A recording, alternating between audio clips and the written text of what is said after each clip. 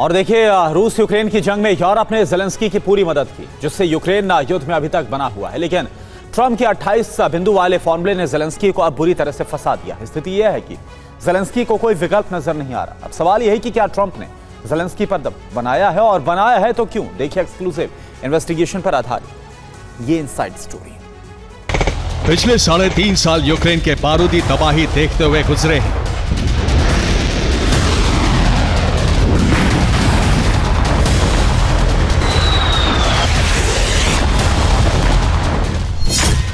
लेकिन अचानक ट्रंप ने 28 बिंदुओं का एक प्रस्ताव देकर इस युद्ध की समाप्ति का सबसे सहज रास्ता तैयार कर दिया।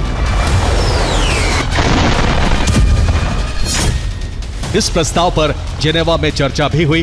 प्रस्ताव को घटाकर 19 बिंदुओं पर लाया गया। लेकिन सवाल यह है कि क्या अब भी ज़ेलेंस्की के पास कोई विकल्प है? सवाल इसलिए क्योंकि यूरोपीय देश रूस को यूक्रेन तक सीमित रखना चाहते हैं। यूरोपीय देशों से लगातार यूक्रेन को आर्थिक मदद मिल रही है।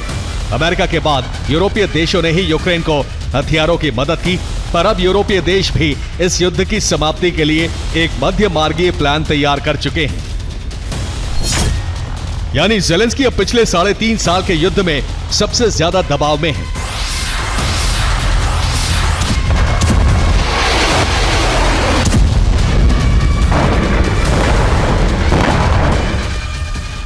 जिसमें ट्रंप का प्लान उनके लिए सबसे बड़ा झटका साबित हुआ है।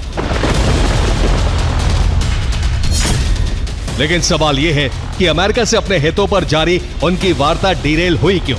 उसके पीछे कारण है क्या?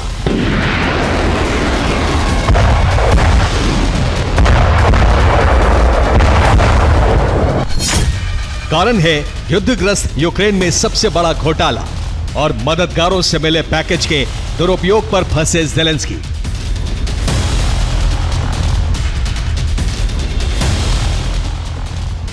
कारण यही है, ऐसा पुख्ता तौर पर क्यों कहा जा सकता है, इसे भी हम आपको आगे बताएंगे। लेकिन पहले इन कारणों के आधार पर ज़ेलेंस्की घिरे कैसे, ये जान लीजिए।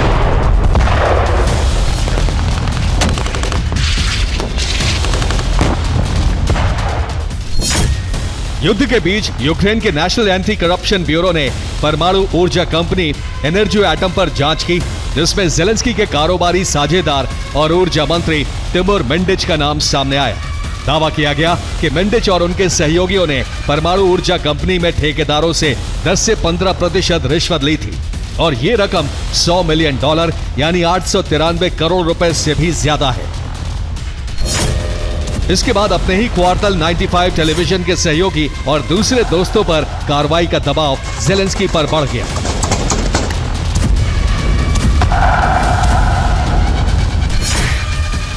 तो ज़ेलेंस्की को अपने ऊर्जा मंत्री और न्याय मंत्री को बर्खास्त करना पड़ा। लेकिन इस कार्रवाई से पहले ही ज़ेलेंस्की के साझेदार देश से निकल चुके थे, इसलिए अब ज़ेलेंस्की खुद घिर गए।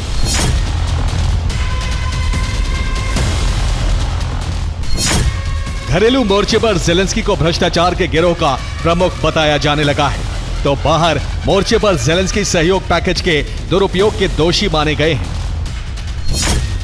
घरेलू मोर्चे पर लोग ज़ेलेंस्की को पहले हीरो मानते थे, लेकिन अब वो युद्ध के विलेन बन गए हैं।